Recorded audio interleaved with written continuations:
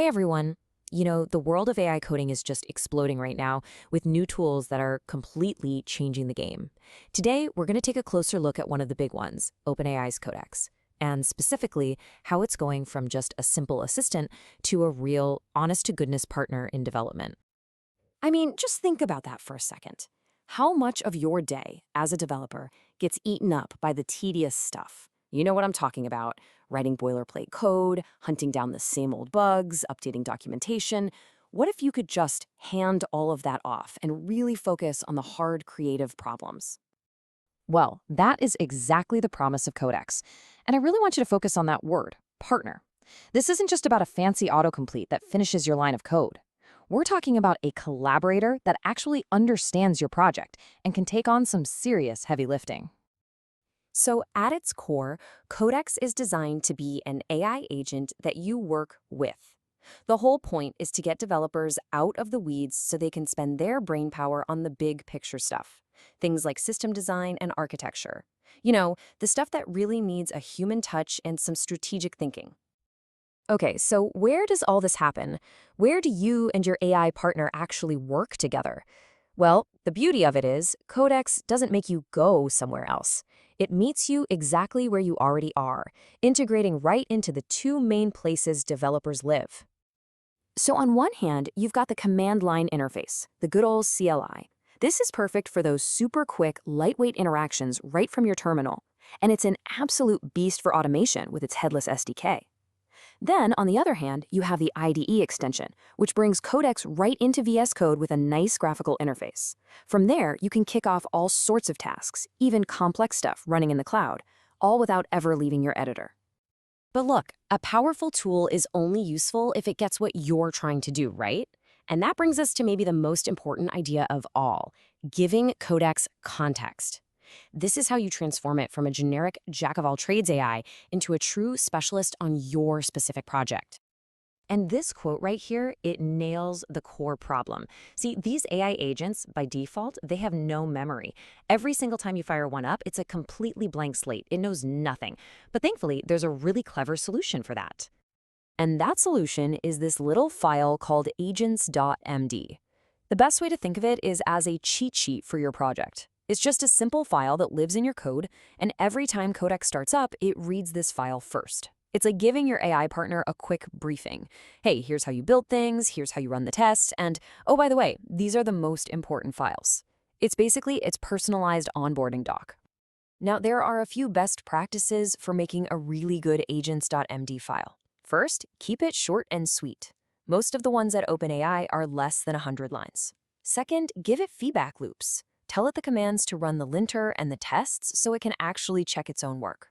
Third, and this is a big one, treat it like a living document. If Codex messes up, you go in and update the file to teach it not to make that mistake again. And finally, you can use it to point to other, more detailed docs, so the AI can go learn more if it needs to.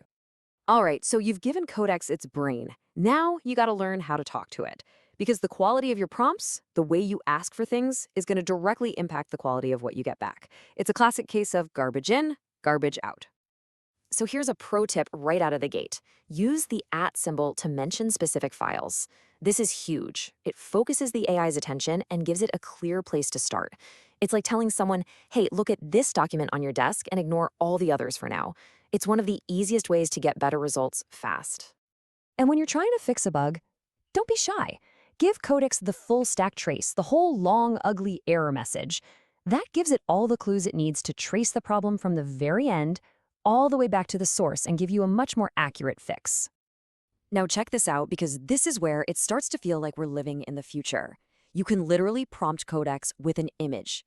You can take a screenshot of your app, circle a button, and just say, make this button orange. No more trying to describe which button you mean, you just show it. It's amazing.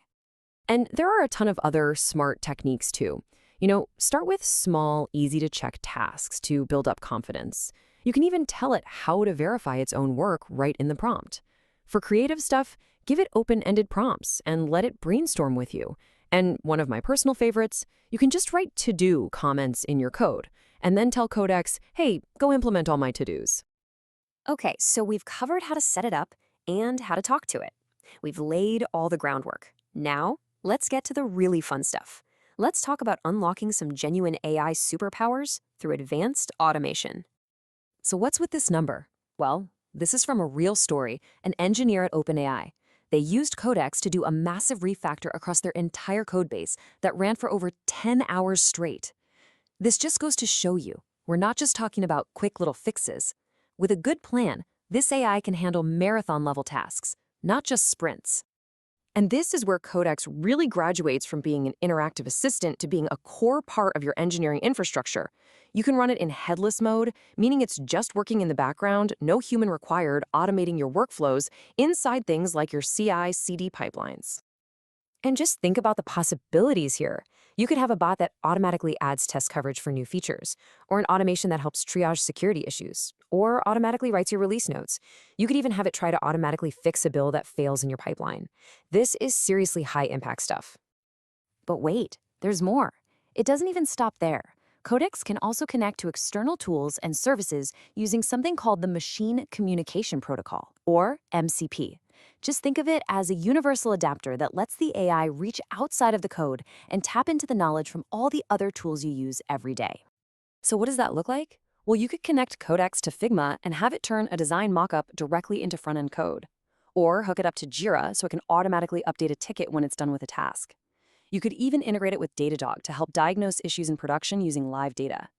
Its world of knowledge just gets bigger and bigger. So, as you can see, the journey with Codex is really an evolution. You start out with a simple assistant, but once you give it that critical context with agents.md, once you master how to prompt it, and once you start tapping into its power for automation and integrations, it really does transform into a powerful, deeply customized partner in everything you do. And that brings us right to the end, with the most important question of all, and this one's for you. When you have a partner this powerful, one that can handle everything from a tiny bug fix to a 10-hour refactor, what would you build? What does this new reality make possible for you?